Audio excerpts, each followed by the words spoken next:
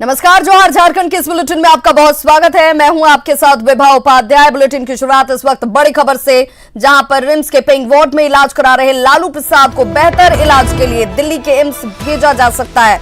दरअसल लालू प्रसाद 15 गंभीर बीमारियों से पीड़ित हैं और कल जांच में उनकी तबीयत में कोई सुधार नहीं दिखा था।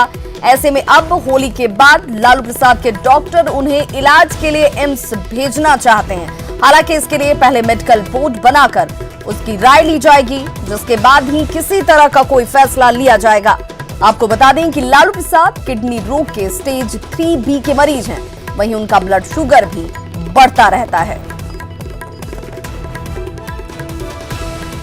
हम लोग सोच रहे हैं, जैसे कि पिछली बार आपको बताया था कि एम्स भेजना चाहते हैं हम, या किडनी के डॉक्टर के पास भेजना चाहते हैं, ताकि हम लोग जो इलाज कर रहे हैं उसमें अगर कुछ बदलाव करना है तो वो बदलाव कर लें, या हम लोग के इलाज पे कम से कम एक मुहर लग जाए, ताकि जो उनके परिजन हैं और भी लोग हैं, उनको जो जिज्ञासा रहती है या मान लीजिए कि मन में कुछ शंकाएं रहती हैं वो दूर हो जाए। तो कहाँ भेजने सोच रहे हैं? हम लोग तो एम्स ही भेजने का विचार कर रहे हैं।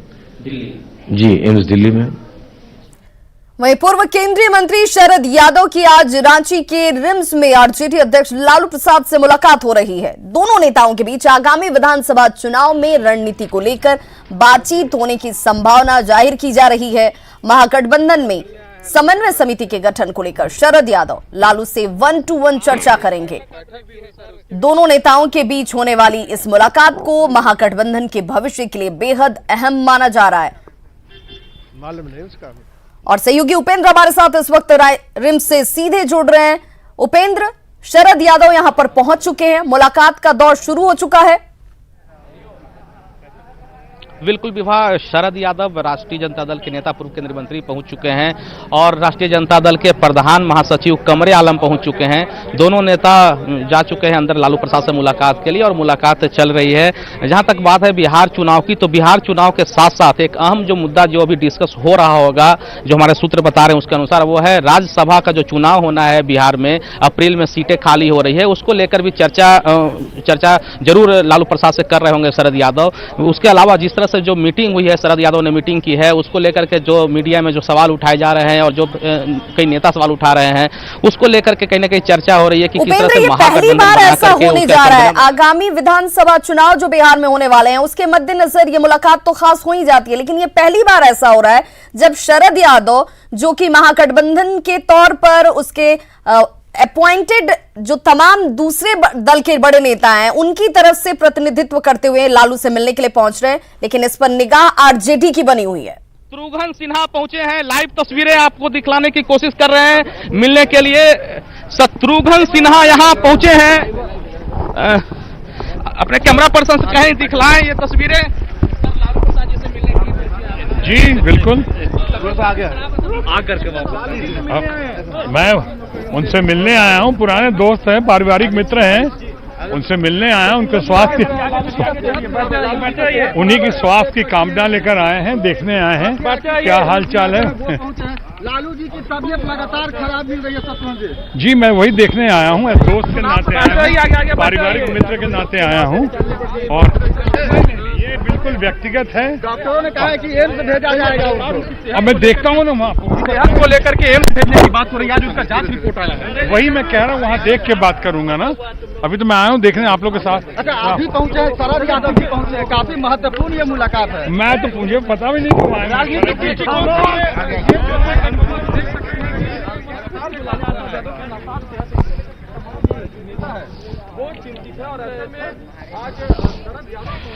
तो तस्वीरें तो सामने हम अपने दर्शकों को दिखाई रहे हैं, जिसमें बॉलीवुड अभिनेता और पूर्व सांसद शत्रुघ्न सिन्हा भी इस वक्त पहुंचे हुए हैं रिम्स से, जहां पर लालू प्रसाद से मुलाकात वो करते हुए नजर आएंगे। इस वक्त सीधी तस्वीरें जहां पर हमारे सहयोगी उपेंद्र मौजूद हैं। उपेंद्र, अगर आप तक हमारी आवाज पहुंच रही है तो ये जानना चाहूंगी कि ये सचमुच ये मुलाकात जिसमें शत्रुघ्न सिन्हा, शरद यादव, कमरे आलम और जिस तरह की चर्चाएं हैं कि तेज प्रताप भी शायद मुलाकात कर सकते हैं, हालांकि तीन ही लोगों की मुलाकात की परमिशन यहां पर दी गई है।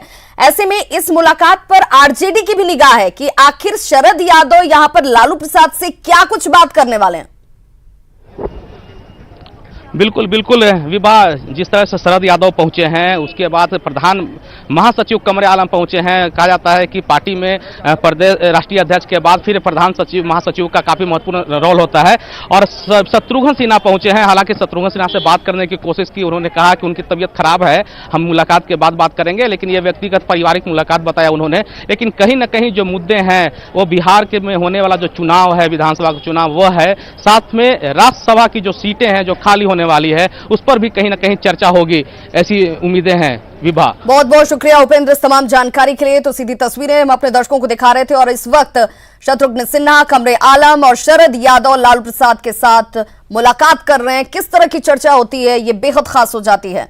लालू प्रसाद से मिलने की हसरत लिए छोटा लालू उर्फ कृष्णा यादव रिम्स पहुंचे और लालू के अंदाज में अपने भाषणों से सबको आकर्षित करने वाले छोटे यादव की मुलाकात लालू से नहीं हो पाई, पर उन्होंने पिंक वार्ड के बाहर लालू के अंदाज में बेरोजगारी, महंगाई जैसे मुद्दों पर अपने तरीके से आकर्षित करते हुए लोगों को जरूर नजर आए।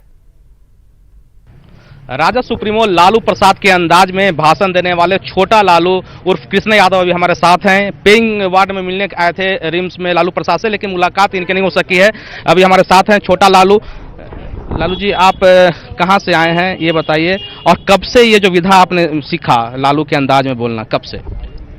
मैं वैशाली जिला से आया हूं, पटना बिहार से, और लगातार 2 दिन से मिलने का कोशिश है, लेकिन यहाँ मिलने नहीं दिया जा रहा है और हम लोग रोज घूर के जा रहे हैं। लालू जी के अंदाज में जो आप बोलते हैं लोग आकर्षित होते हैं, जो हम देख रहे हैं कि भीड़ जो है आपके साथ मतलब कह सकते हैं सेलिब्रिटी टाइप का आपका लोग मानते हैं। कुछ आप सुनाइए न्यूज़ 18 के दर्शकों के लिए। अरे हमने तो कहा कि एक लालू को बंद किया, ये नरेंद्र मोदी भाजपा, बताओ एक कांड में क्या आप क्या कर रहे हो?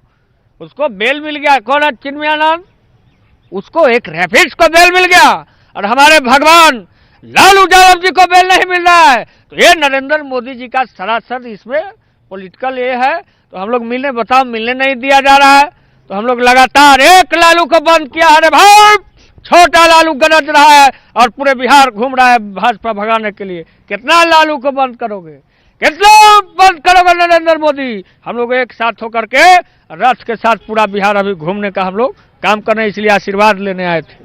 तो कभी आपने अपना जो अंदाज है उसको लालू जी को सुनाया है, और वो क्या कहे, कभी आप सुनाए तब? बोले कि जाओ छोटा लालू, पूरा बिहार भ्रमण करो, जो 15 लाख 2 करोड़ युवाओं को रोजगार देने का ये सरकार बात किया था, वो 0 पर फेल है। इसलिए हम लोग पूरा जाओ इसका जनता में बताओ और लोगों को समझाओ कि कहाँ है 2 करोड़ युवा रोजगार, कहाँ है 15 लाख रुपया कहाँ है, जा करके पूछो और दिग्भ्रमित मत होने दो जनता को। एकजुट होकर के महागठबंधन के पक्ष में ई बटन दबेगा तब फिर से ललटेन खिलेगा। कैमरामैन संजय के साथ उपेंद्र, न्यूज़ 18 रांची। तो लालू का यही अंदाज जिसको लेकर के लोग उनकी ओर आकर्षित होते हैं, और इसी अंदाज को कॉपी करते हुए छोटे लालू। केंद्रीय बजट के बाद अब राज्य की जनता की निगाहें झारखंड सरकार के पेश होने वाले बजट पर टिकी हुई हैं। नई सरकार का यह पहला बजट है, जाहिर है जनता की अपेक्षाएं इस बजट से ज्यादा हैं।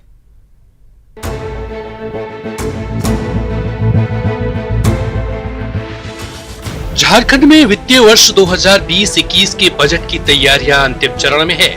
वित्त मंत्री रामेश्वर उरांव आगामी 3 मार्च को सदन में बजट पेश करेंगे। इस बार के बजट में निर्माण क्षेत्र को नजरअंदाज कर सोशल सेक्टर को प्राथमिकता देने में हेमंत सरकार जुटी हुई है। संसदीय कार्य मंत्री आलमगीर आलम की माने तो इस बार का बजट जनहित का बजट होगा। किसान को दोगुना आय कैसे हो, कैसे जो कम पानी में कौन फसल से उसको आय ज्यादा होगा, उसका भी चिंतन मंथन हो रहा है। नंबर ऑफ चेक डैम से लेकर नाला के जीर्णोद्धार को लेकर इस सब की हम लोग चर्चा कर रहे हैं। तो हमारा हेल्थ भी रहा, किसान का मसला रहा, और बेकार नौजवान जो है उसको रोजगार देने की। आइए एक नजर डालते हैं क्या है इस बजट में विशेष प्रावधान। शिक्षा और स्वास्थ्य पर सरकार का रहेगा फोकस। अटल क्लिनिक की जगह मोहल्ला क्लिनिक खोलने की तैयारी, पारा शिक्षकों के लिए विशेष प्रावधान करने की तैयारी, सरकारी विभागों की रिक्तियों को भरने पर जोर, राज्यवासियों को 100 यूनिट मुफ्त बिजली देने की तैयारी, किसानों की ऋण माफी और सहायता पर सरकार का रहेगा फोकस। मुख्य सचिव डीके तिवारी की माने तो पिछले बजट में करीब 15,000 करोड़ के राजस्व संग्रह नहीं होने के कारण जो गैप रहता था उसे सरकार अगले वित्तीय वर्ष में पूरा कर विकास कार्य को बढ़ाने का काम करेगी। पिछले बार भी बजट में ये होता था कि लगभग 15 से 16 हज़ार करोड़ रुपए का रिसोर्सेज नहीं मिल पाते थे, तो उतना खर्च भी कम हो जाता था। इस बार हम लोग उस गैप को पाटेंगे और निश्चित रूप से लक्ष्य की प्राप्ति करेंगे। बहरहाल 1 महीने तक चलने वाले इस बजट सत्र में सबकी नजरें 3 मार्च को पेश होने वाले बजट पर टिकी हुई है। हालांकि नए बजट पेश करने से पहले राज्य सरकार ने सदन में अनुपूरक बजट लाने के साथ साथ श्वेत पत्र भी जारी करने की तैयारी कर रही है। भुवन किशोर झा, न्यूज 18, रांची। दिल्ली में आदिवासियों के उत्थान के लिए कार्यशाला का आयोजन किया गया। इसमें केंद्रीय मंत्री पीयूष गोयल के साथ आदिवासी कल्याण मंत्री अर्जुन मुंडा भी मौजूद रहे। इस कार्यशाला में ट्राइबल प्रोडक्ट्स के प्रमोशन के लिए रणनीति बनाई गई। इंडिया, भारत हमारा है, भारत के रहने वाले समस्त लोग हमारे हैं। और यदि हम ये कहें कि जब हम ट्राइब्स के बारे में बात करते हैं, ट्राइब्स इंडिया के बारे में बात करते हैं,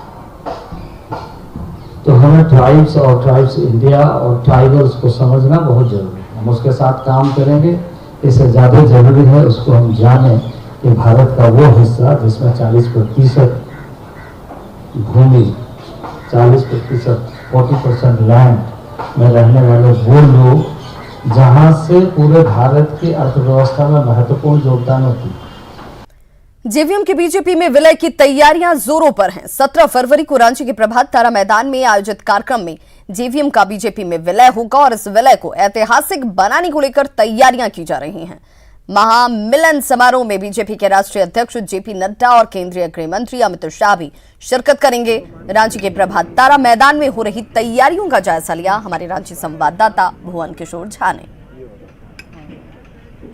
महामिलन की तैयारी अंतिम चरण में है। आप देख सकते हैं कि ये वही प्रभात तारा मैदान है जहां 17 फरवरी को बाबूलाल मरांडी के नेतृत्व में झारखंड विकास मोर्चा का बीजेपी में विलय होगा। भव्यता इतनी है कि यहाँ जो कारीगर हैं, जो मजदूर हैं, वो रात दिन एक किए हुए हैं कि किसी तरह से 17 तारीख से पहले यानी कि परसों से पहले पूरी जो प्रभात तारा मैदान है वो सज धज कर तैयार हो जाए। लगातार बीजेपी के जो कार्यकर्ता हैं, नेता हैं, इस प्रभात तारा मैदान में जो चल रहे काम का मॉनिटरिंग कर रहे हैं। खुद लोग पहुंच रहे हैं कि किसी तरह का चूक नहीं हो। हम सीधे इनसे जानते हैं कि आप बताइए जो किस तरह से तैयारियां की गई है। तैयारियां पहले तो कार्यकर्ताओं की बैठने की पूरा व्यवस्था की जा रही है, चूँकि हज़ारों लाखों की संख्या में यहाँ कार्यकर्ता जमा होंगे और भारतीय जनता पार्टी में ही उतना ही उत्साह है बाबूलाल मरांडी जी की घर वापसी पर। और बाबूलाल मरांडी एक बड़े नेता हैं, उनका स्वागत के लिए भारतीय जनता पार्टी के कार्यकर्ता भी हज़ारों की संख्या में इस मैदान पर उपस्थित रहे। तो इस तरह से तैयारियां जोरों पर हैं और ये कहा जा रहा है कि 17 तारीख को 11 बजे से कार्यक्रम यहां पर शुरू होगा और दोपहर 2 बजे तक चलेगा। कैमरा पर्सन राजीव के साथ भुवन किशोर झा, न्यूज 18, रांची। 17 फरवरी को जेवीएम के बीजेपी में विलय पर बाबूलाल मरांडी के गृह जिले गिरिडीह में प्रतिक्रियाओं का दौर जो है वो जारी है। जेवीएम ने जहां बीजेपी में जाने से पहले इस तरीके की तैयारियां सामने हैं, तो जेएमएम ने बीजेपी में जाने से पहले इस्तीफा देकर फिर चुनाव लड़ने की सलाह दी है जेवीएम को। वहीं बीजेपी में ने बाबूलाल मरांडी की घर वापसी से पार्टी की मजबूती का दावा किया है। इधर जेवीएम ने बेहतर विकल्प के लिए बीजेपी में विलय का दावा किया, तो धनवाड़ से भाकपा माले नेता ने बाबूलाल मरांडी की पार्टी जेवीएम को बीजेपी की बी टीम करार दिया। ये माननीय बाबूलाल जी भारतीय जनता पार्टी में पहले से ही थे और भारतीय जनता पार्टी में रहने के बाद में पूरी झारखंड में वो विकास पुरुष के नाम से जाने जाते थे। और आज बाबूलाल मरांडी जी के आने से भारतीय जनता पार्टी को बहुत बड़ा फायदा हुआ। धनवार की जनता ने भारतीय जनता पार्टी के खिलाफ उनको मैंडेट दिया था। राजनीति में जिस शुचिता की बात वो करते हैं वो शुचिता तभी प्रमाणित होगी कि वो इस्तीफा देकर जनता की अदालत में जाएं और भारतीय जनता पार्टी के टिकट पर जीतकर जब वो विधानसभा पहुंचेंगे तब उनकी बातों में दम होगा और तब ये बातें समझ में आएंगी कि क्षेत्र का। माननीय बाबूलाल मरांडी जी भारतीय जनता पार्टी में ग्रास रूट से लेकर के राष्ट्रीय स्तर तक काम कर चुके हैं, इसलिए तमाम कार्यकर्ताओं की राय शुमारी के बाद भी यह बात सामने उभर के आई है कि अभी भारतीय जनता पार्टी ही एक विकल्प है। इसलिए भारतीय जनता पार्टी में चलना चाहिए, वहाँ काम करना है। भारतीय कम्युनिस्ट पार्टी भाकपा माले हमेशा कहती आ रही थी कि बाबूलाल मरांडी भारतीय जनता पार्टी को मजबूत करने के लिए भारतीय जनता पार्टी का वो बी टीम है, और ये बात शुरू से हम लोग कह रहे थे, और ये बात को उन्होंने आज भाजपा में जाकर माने जो जाने की जो कवायद तेज किए हुए हैं, इससे साफ हो गया और स्थापित हो गई। धनबाद के गोमो में अतिक्रमण हटाओ अभियान के तहत महज एक पखवाड़े में 700 दुकान और मकान तोड़ दिए गए। बिना पुनर्वास की व्यवस्था के रेलवे के इस कदम से नाराज व्यवसायियों ने आंदोलन का ऐलान कर दिया है।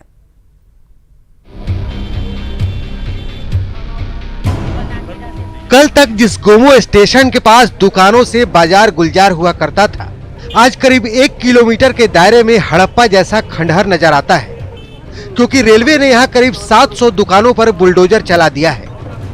हमारे जगजीवन मार्केट और सदन झा मार्केट दोनों को बुलडोजर चलाने की तैयारी कर रहे थे लोग। 99 साल का लीज है यहाँ पे, जबकि चल रहा है, ये रनिंग पोजीशन में है, हम लोग बकायदा रेंट देते हैं। महज 10 दिनों के अल्पकालिक नोटिस पर बिना किसी वैकल्पिक व्यवस्था के रेलवे के इस कदम से एक झटके में करीब 5000 परिवार एक साथ सड़क पर आ चुके हैं, जिस पर चैम्बर ने भी नाराजगी जताई है। क्योंकि ऐसा कोई प्लानिंग हम लोग को नजर नहीं आया जिसमें लगे कि रेलवे को ऐसा बड़ा प्रोजेक्ट ला रही है। मैं इसका भर्त्सना करता हूं, ये तरीका ठीक नहीं था। इधर डीआरएम की दलील है कि पीड़ितों के पुनर्वास की व्यवस्था रेलवे की नहीं है और आवंटित दुकानों का लीज भी रद्द हो चुका था। ऐसे में अब सड़क छाप बन चुके दुकानदारों का आरएलडीए ही मालिक है। डिवीजन के प्रव्यू में नहीं है, वो है मिनिस्ट्री ऑफ रेलवे की जो आरएलडीए अथॉरिटी है उसके प्रव्यू में है, तो उनको अप्रोच करने से होगा। सवाल यह है कि अगर रेलवे के पास कोई प्रोजेक्ट है तो इन्हें बताए बगैर यहाँ खाली कराने का क्या मतलब है। यानी अब देखना होगा कि धनबाद रेल मंडल कब तक इन विस्थापितों को पुनर्वास करा पाती है। कैमरामैन सहनवाज के साथ अभिषेक कुमार, न्यूज 18 धनबाद। पाकुड़ में विद्युत विभाग ने ट्रांसफार्मर मरम्मति के एक डिविजनल स्टोर और ट्रांसफार्मर रिपेयर का भवन 1 साल से बनकर तैयार है, लेकिन अब तक इसे चालू नहीं किया गया। जिले के विभागीय अधिकारियों का यह कहना है कि उनकी तरफ से कई बार विभाग को पत्र लिखे गए, लेकिन अब तक कोई कार्रवाई नहीं की गई। एक डिविजनल स्टोर एवं एक TRW जहां ट्रांसफार्मर रिपेयर बनने का कार्य होगा, लगभग 1 साल पहले बिल्डिंग बन चुका है। अभी तक वो कार्यान्वयन नहीं हो पाया है, फंक्शनल नहीं हो पाया है। मैं अपने सीनियर पदाधिकारी को भी इसके लिए लेटर लिखा हूं। मैं पुनः उनसे आग्रह करूंगा अपने नियंत्रित पदाधिकारी एवं महाप्रबंधक सह मुख्य अभियंता दुमका से कि विलंब इसको चालू कराने का दिशा में कार्रवाई किया जाए। हम आपको दिखाना चाहेंगे कि किस तरह से यहाँ पर एक भवन तैयार है। लाखों रुपया खर्च किया गया है इसके पीछे, और लाखों रुपया खर्च करके पूरी तरह से तैयार कर दिया गया है, और उसके बगल में भी एक भवन को बनाया गया है ताकि पूरी तरह से ट्रांसफार्मर मरम्मति का काम यहाँ पर हो सके। यदि यहाँ पर ट्रांसफार्मर मरम्मति के काम होती है तो कई तरह का बचत विद्युत विभाग को तो होगी ही, साथ साथ जो पदाधिकारी ट्रांसफार्मर लाने जाते हैं उनको जो अधिक खर्च वहन करना पड़ता है ये बचेगा। उपभोक्ता जो आज के डेट में पैसा उठाकर ट्रांसफार्मर लाने की बात करते हैं वो भी खत्म हो जाएगा, और ट्रांसफार्मर भी चंद घंटों के बाद ही लग जाएगी। कुंदन कुमार, न्यूज 18 पाकुड़। एक बार फिर से आप सभी का बहुत स्वागत है। घाटशिला का पर्यटन स्थल धारागिरी फॉल अपनी खूबसूरती के लिए प्रसिद्ध है। इस झरने को देखने के लिए बंगाल, ओडिशा और बिहार से हजारों पर्यटक यहां पहुंचते हैं। करीब 300 फीट ऊंची पहाड़ी से सालों भर झरने से पानी यूं ही कलकल कर बहता रहता है। आखिर कहां से निकलती है ये धारा, ये आज भी रहस्य बना हुआ है। लेकिन सुविधाओं के अभाव में ये पर्यटन स्थल जैसा विकसित होना चाहिए था वो नहीं हो पाया। जर्जर सड़क और कच्ची पथरीली सड़क पर पर्यटकों को पैदल ही धारागिरी फॉल तक आना जाना पड़ता है, जिससे पर्यटकों को खासी परेशानी होती है। अच्छा तो है बहुत, लेकिन रास्ता खराब है। पहले आपको रास्ता ठीक करना होगा, उसके बाद पिकनिक स्पॉट जरूर अच्छा है, क्योंकि यहाँ पर सामान लाने के दिक्कत होगा। बहुत अच्छा लगा है, ये जंगल और पहाड़ मिलकर यहाँ पर एक अच्छा रूप लिया है। यहाँ पर पिकनिक और घूमने आना बहुत अच्छा होगा, बहुत सुंदर जगह है। हाँ, इसमें मैं थोड़ा एडवेंचरस टाइप जगह हो गया है। चतरा में राजकीय इटखोरी महोत्सव की तैयारियां जोरों पर चल रही हैं। 3 धर्मों हिंदू, जैन और बौद्ध धर्म की संगम स्थली के रूप में विख्यात मां भद्रकाली मंदिर परिसर में 19 फरवरी से 3 दिसंबर 3 दिवसीय महोत्सव की शुरुआत होगी और इस बार महोत्सव में देश के जाने माने गायक अपनी प्रस्तुति देंगे। इसमें मैथिली ठाकुर, ऋचा शर्मा, विनोद राठौर जैसे कलाकार शामिल होने वाले हैं। वहीं स्थानीय कलाकार भी नाटक और लोक संगीत पेश करेंगे। इटखोरी महोत्सव के आयोजन को लेकर लोगों में खासा उत्साह दिख रहा है। वहीं मंदिर और उसके आसपास के इलाकों को खूबसूरत तरीके से सजाया और संवारा जा रहा है। तैयारी लगभग पूर्ण स्थिति में है और महोत्सव एक महापर्व की तरह हम लोग मनाते आ रहे हैं। अगर आपको पता है कि ये 6ठा महोत्सव हमारा है और अगर आपको अच्छे अच्छे कलाकार भी मिलेंगे। कलाकार तो हर एक वर्ष ही अच्छे रहते हैं, लेकिन अब थोड़ा सूफियाना, जैसे कि आप लोगों को पता होगा, ममता जोशी जी हैं, ऋचा शर्मा जी हैं, मैथिली ठाकुर हैं, विनोद राठौर जी हैं और लोकल कलाकार को भी अगर हम लोग थोड़ा मौका दे रहे हैं जो अपना वो कला का प्रदर्शन कर सकें। झारखंड में प्रदूषित हो रही नदियों और डैम पर पर्यटन को बढ़ावा देने के लिए पंजाब रेजिमेंट सेंटर के ट्रेनिंग अभियान शुरू किया है। रामगढ़ के पतरातू से शुरू हुए अभियान में 25 अधिकारी और जवान शामिल हैं जो करीब 165 किलोमीटर की दूरी तय करेंगे और लोगों को स्वच्छता के प्रति जागरूक करेंगे। साथ ही ये जवान स्कूलों में जाकर बच्चों से भी मुलाकात करेंगे। ब्रिगेडियर नरेंद्र सिंह चारग ने यह कहा कि अभियान का मकसद पीएम मोदी के स्वच्छ भारत मिशन को मजबूत करना है। इसका उद्देश्य फौज के एडवेंचर एक्टिविटी को बढ़ावा देने के अलावा जो गांव के बूढ़े बुजुर्ग हैं, बच्चे हैं और जो यूथ है, जो नेक्स्ट जनरेशन है, उनसे टच में आना, उनको स्वच्छ भारत के महत्व उनके साथ इंटरेक्शन करके इसको बढ़ावा देना। और ये टीम जब जाएगी स्कूल्स में इंटरेक्ट करेगी, गांव वालों से इंटरेक्ट करेगी और वहां पर स्वच्छता के कुछ अभियान जो है वो चलाएगी। नंबर 3 है बच्चों और महिलाओं के सशस्त्रीकरण के बारे में लोगों को एक मैसेज देना। जमशेदपुर के मानगो डिमना रोड पर आए दिन जाम की समस्या से लोग परेशान रहते हैं, लेकिन मानगो नगर निगम ने पहल करते हुए अप्रोच रोड में बैरिकेडिंग की, जिससे स्थानीय लोग आराम से पार करते हैं। हालांकि वाहनों को थोड़ा घूमकर जरूर जाना पड़ रहा है, जिससे वहां जाम नहीं लगता है। स्थानीय लोगों से बातचीत की हमारे सहयोगी रंजीत कुमार ओझा ने। अभी मानगो क्षेत्र में है और जो जगह को दिखाने जा रहे हैं वो जगह पर हमेशा जाम की स्थिति बनी रहती थी, जिसको लेकर के एक अनोखी पहल की गई है। बैरिकेडिंग किया गया है, जो रास्ते से अक्सर जाम लगा करता था उसको लेकर के बैरिकेडिंग किया गया है। साथ ही इस जगह में और मानगो में क्या क्या सुविधाएं दी जाएगी, हमारे साथ विशेष पदाधिकारी हैं दीपक जी, इन्हीं से जानेंगे। दीपक जी, ये यहाँ जाम की स्थिति बनती थी बार बार, उसको लेकर के आपने पहल की, क्या है ये? देखिए क्या है कि यहाँ अभी आप देखिए कि डिमना से एक ये जो डिमना रोड है, मानगो डिमना रोड, डिमना से जो रोड है वो टुवर्ड्स मांगो जा रहा है और ठीक सामने जो है वो पोस्ट ऑफिस रोड है। उसी तरह इधर भी जो है वो डिमना रोड का सेकंड पार्ट है और पीछे वो टैंक रोड है। होता क्या था यहाँ पर कि जो लोग इधर से आ रहे हैं वो भी गाड़ी इधर घुमा रहे हैं, जो इधर से आ रहे हैं वो भी इधर घुमा रहे हैं और ये मेन रोड है जिसमें काफ़ी हेवी ट्रैफिक वगैरह भी चलता है। स्थिति ये हो जाती थी कि हर 10 मिनट पर यहाँ पर जाम हो जाता था, क्योंकि पूरा यहाँ पर एकदम परपेंडिकुलर क्रॉसिंग होता था, उस कारण ये जाम हो जाता था। मैंने 86 से है, तब एक ही रोड हुआ करती थी, उस समय भी जाम था। जब 2 रोड हुआ इसके बाद भी यहाँ जाम लग रहा था।